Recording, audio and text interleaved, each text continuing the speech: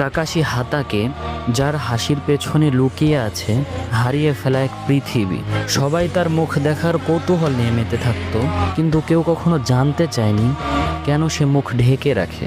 তার মুখোশের পিছনে লুকোনো ছিল শুধু একটা মুখ নয়, লুকোনো ছিল অসহ্য এক যন্ত্রণা। এই গল্পটা শুরু হয় এক বেদনাদায়ক মিশন দিয়ে। কাকাশির বাবা ছিলেন এক মহান শিনবি, যার নামেই ছিল ভয়, সম্মান আর দায়িত্ব। কিন্তু একদিন একটা সিদ্ধান্ত তার জীবনে সব বদলে দিল। কাকাশির পিতা সাকুমো হাতাকে তার সাথীদের বাঁচানোর জন্য তার মিশন অসম্পূর্ণ রাখে, কিন্তু এই কারণেই গ্রামের লোকেরা তাকে বিশ্বাসঘাতক বলে উপাধি দেয়। কিন্তু ধৈর্যের সীমা তো তখন ভেঙে যায় যখন সে দেখে সে যাদের রক্ষা করেছিল তারাই কাপুরুষের মতো মুখ ফিরিয়ে নিয়েছে। তখন সে এই অসহ্যকর যন্ত্রণা সহ্য করতে না পেরে নিজেকে শেষ করে ফেলার সিদ্ধান্ত নেয়।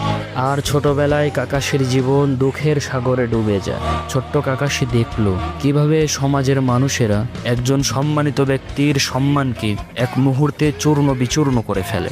সে শিখেছিল বাঁচতে হলে অনুভূতিগুলোকে মেরে ফেলতে হয়, এবং সে সেই দিন নিজেকেই ভেতর থেকে মেরে ফেলে। বন্ধু অবিটো তাকে শিখিয়ে গিয়েছিল বন্ধুদের ফেলে যাওয়া শিনবি নয়, সে একজন নিকৃষ্ট ব্যক্তি। আর সেই কথা বুকে নিয়েই সে বাঁচে প্রতিদিন। শুধু এই ব্যথাতেই সীমাবদ্ধ ছিল না তার জীবন, তার ভালোবাসার মানুষ তারই হাতে নিহত হয়।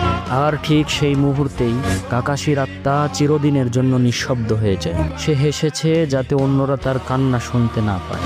সে বই পড়েছে যাতে তার ভাঙা হৃদয়টা কেউ না দেখে। তার শারিঙ্গান দিয়ে সে হাজারটা জাদু শিখেছে, কিন্তু সে নিজের যন্ত্রণা ভুলে যাওয়ার জাদু কোনোদিন শিখতে পারেনি।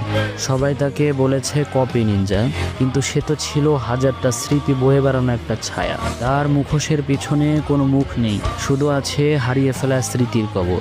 শেষমেশ সে হোকাগে হয়েছে, কিন্তু সে নিজে জানে সে এমন এক ছায়া যে তার আলো কখনো খুঁজে পায়নি।